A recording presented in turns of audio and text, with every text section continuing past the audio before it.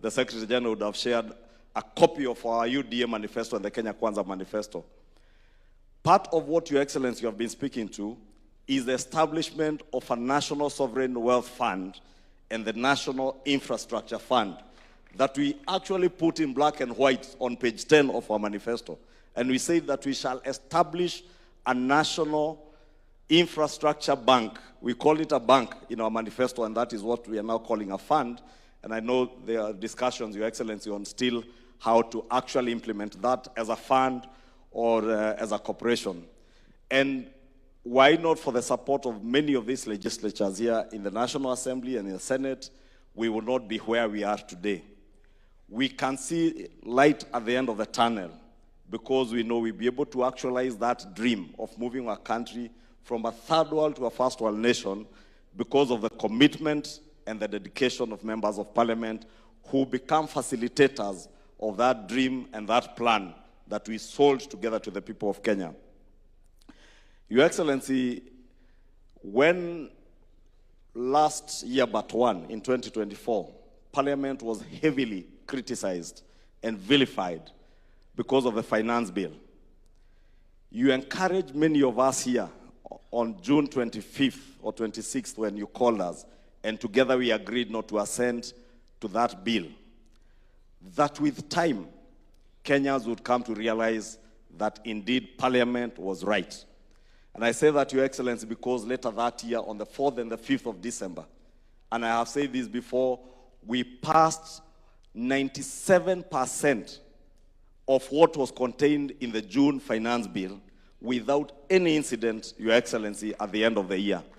It is through the passage of those bills, the Business Laws 1 and Business Laws 2, the Tax Amendment Act of 2024, and the Tax Procedures Amendment Act of 2024, that we have been able to realize the immense movement of infrastructural projects, especially around the roads projects.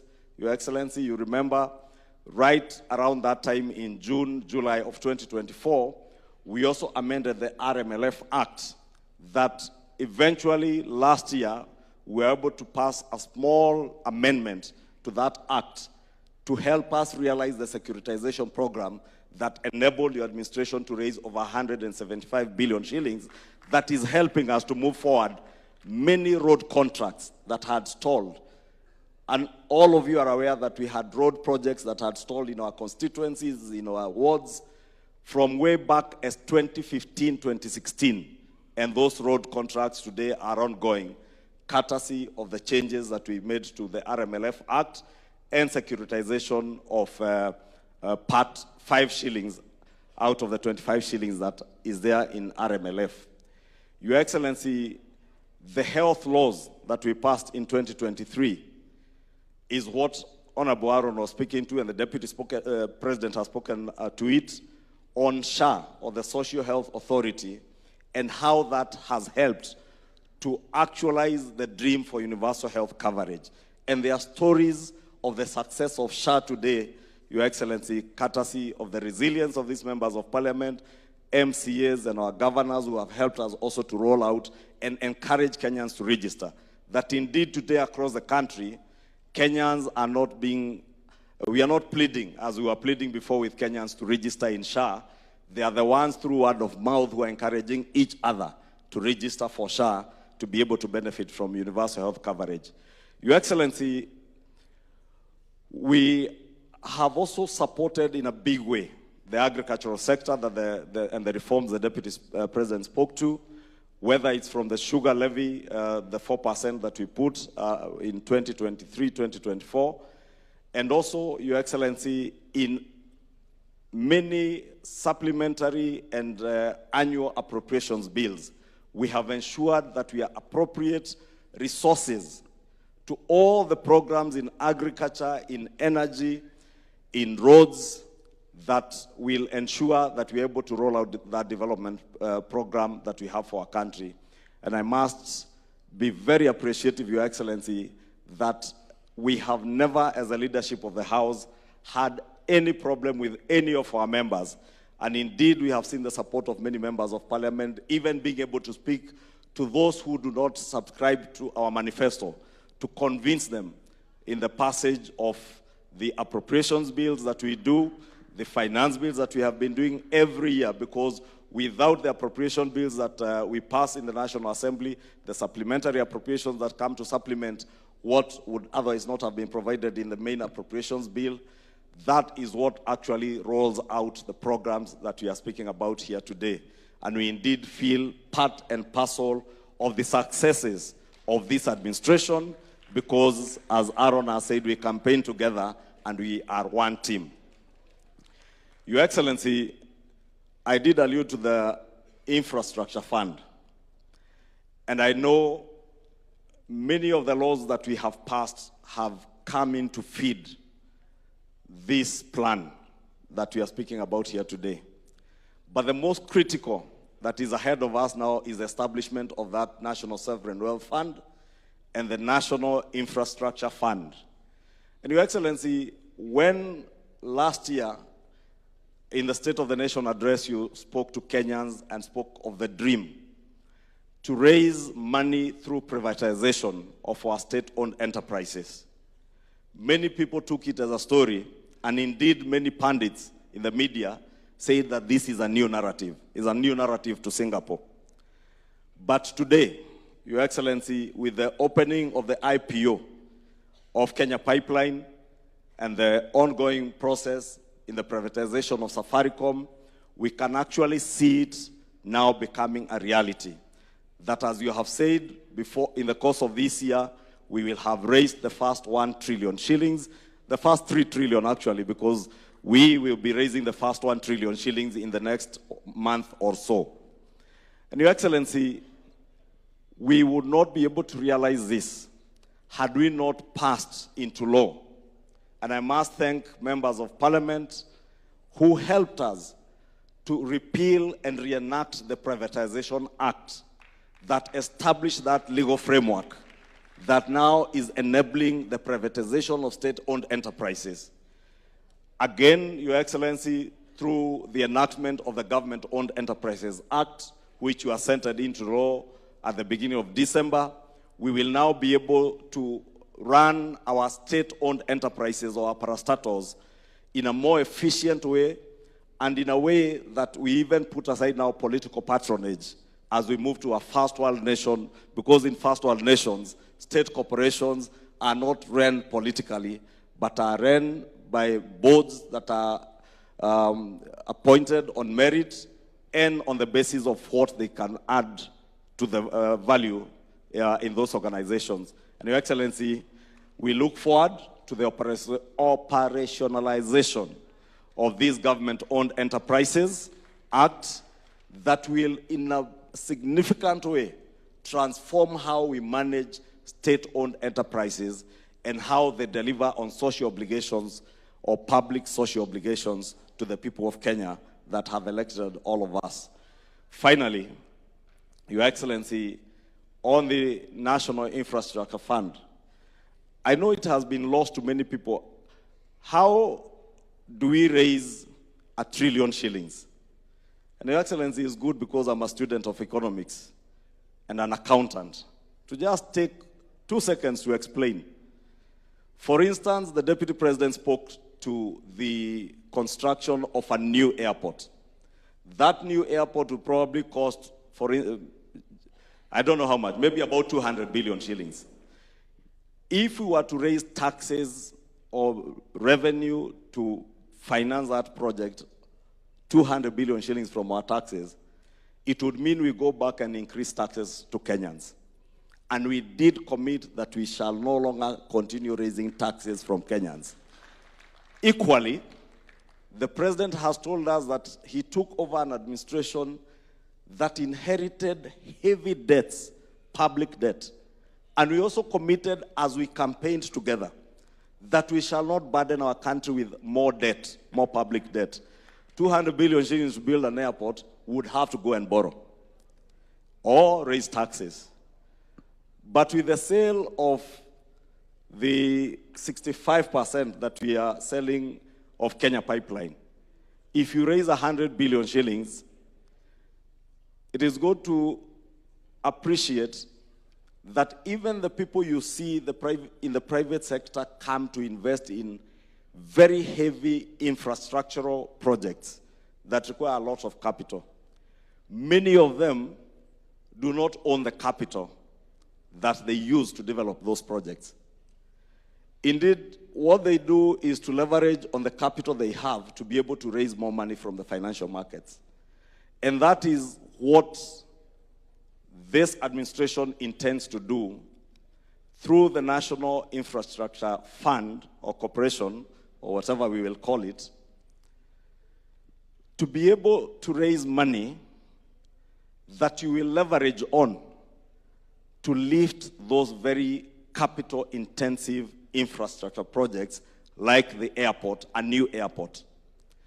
That if you need 200 billion shillings to build a new airport at JKIA,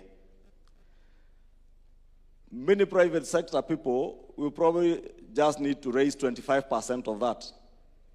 25% of 200 billion is 50 billion shillings. Out of the 50 billion shillings, if we invest from the National Infrastructure Fund 25 billion shillings or 26 billion, we will own 50% of the project through equity. Then the project, not the government of Kenya now, but the project that is commercially viable, which can repay itself and generate more revenue and more income to the government of Kenya and be able to repay its own debt. The project then will go and borrow the 75% to be able to finance up to 200 billion after only making an investment of 25 billion shillings. That 25 billion shillings is what we are now raising through the sale of KPC, Safaricom, and many of the other state corporations. And Your Excellency, I just took liberty to explain that because I know we are many here, and it's a good opportunity to educate each other so that we understand. Because you hear a lot of negativity from the naysayers, and what Your Excellency, you called the other day masters of political deceit and intellectual conmanship. And they are there, and they are very many. And many who do not understand where we are going and how we are doing it. And therefore, I want to take this opportunity to call on all of us to educate others, because part of the objectives of this NGC is also to educate each other so that from here, we will get many ambassadors who will take this message home to the villages, to our wards, to our constituencies, and to the people who vote for us and who voted for this administration. Finally, Your Excellency, I know there's an issue that has been raised on bicameral bills that are pending. I do know the one for the financial autonomy for the county assembly, because we have members of our county assemblies here. Let me confirm to this assembly that that bill came from the Senate, we passed it in the National Assembly, and the President assented it into law. It is now an act of parliament. The only small issue that was pending, or that is still pending, is that we did this in the middle of a financial year.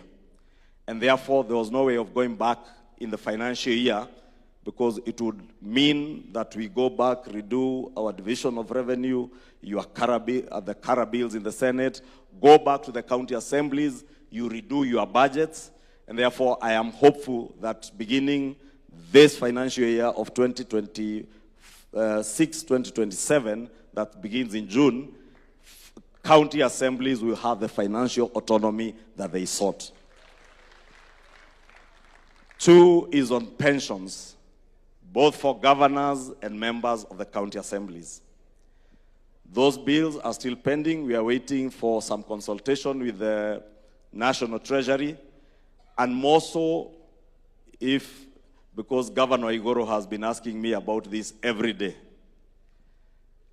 on the impact of that pension bill on the division of revenue, the shareable revenue, whether it will come from the national government or from the share of the county assemblies. We are still consulting with the National Treasury to be able to guide us on that, and the same for the county assemblies, so that eventually we will have county assemblies and governors who also have a pension scheme that is contributory and that will help them post-retirement.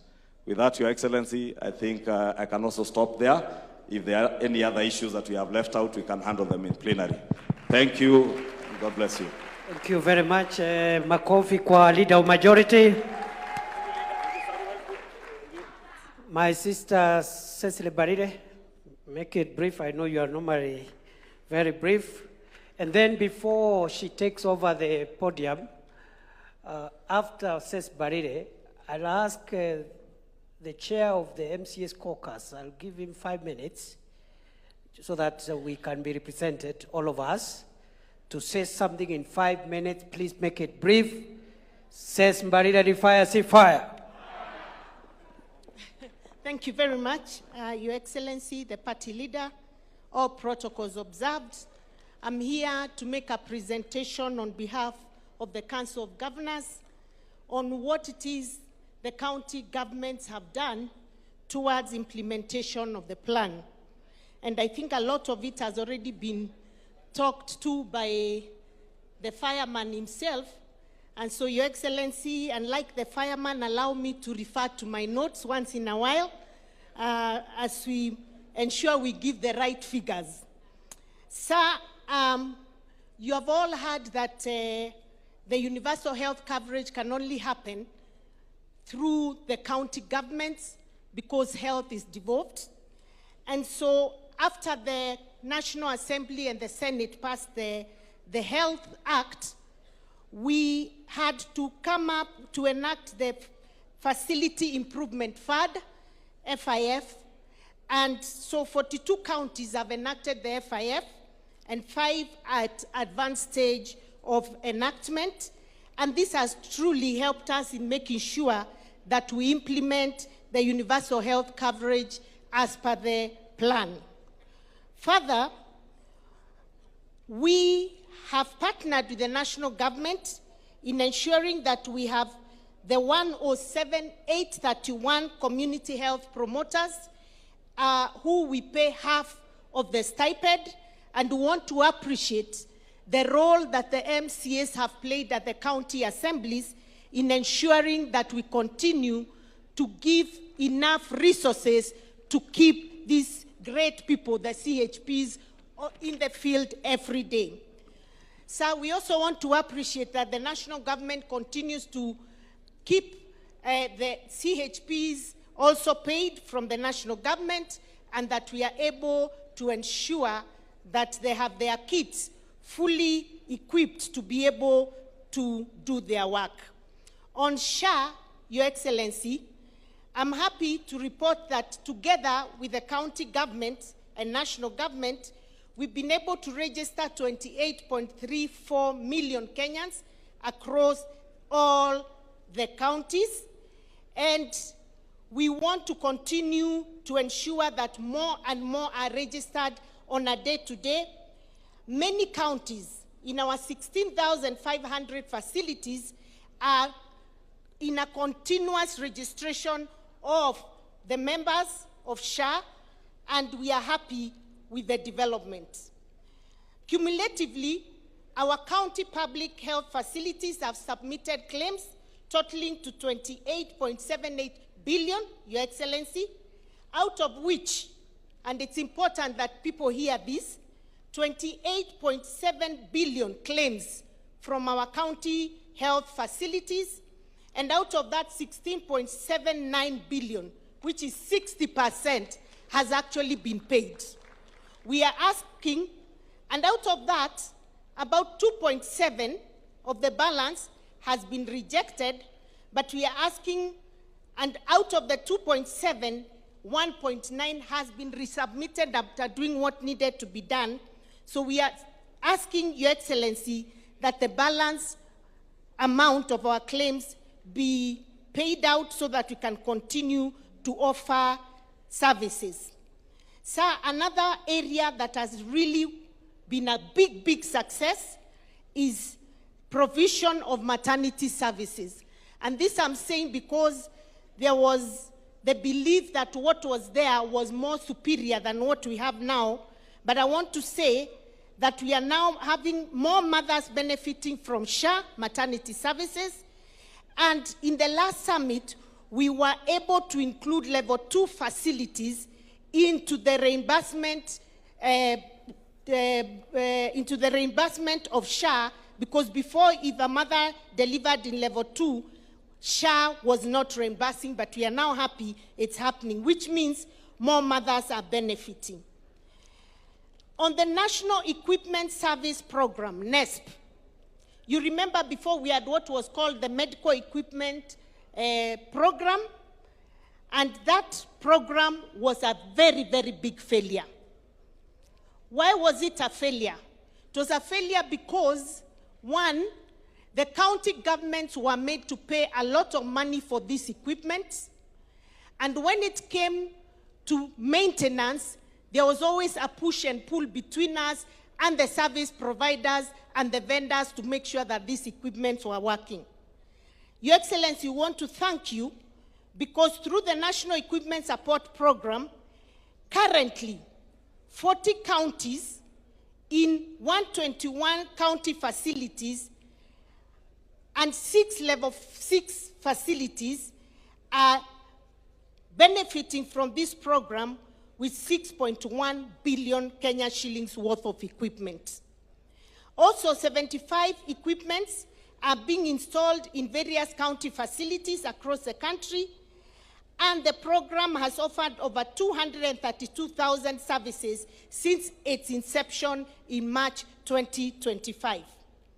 A total of 80 officers from all the counties have been trained on the funds flow model virtually. We are happy that SHA has cleared invoices in 16 facilities and 3 lots amounting to over 346 million have been released.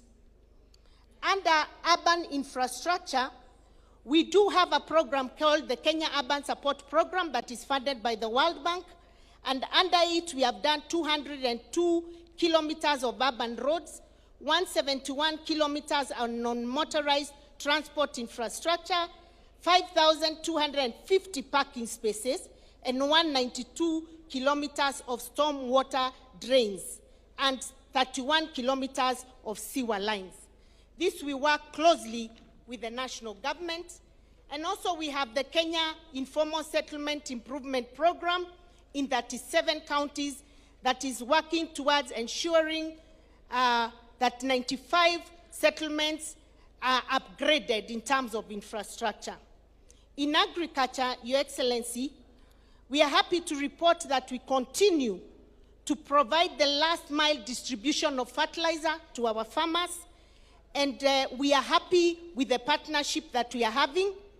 We would like to request that this fertilizer, a lot of the farmers want to get it through their cooperative societies, and there's need to relook at the entire architecture of how that fertilizer is distributed so that we can be able to distribute it through the coffee, tea, cooperatives that are there on the ground. In terms of dairy, out of the coolers that we've been told that have been distributed, we are happy that the county governments have worked closely with the national government to ensure that these coolers get to the farmers.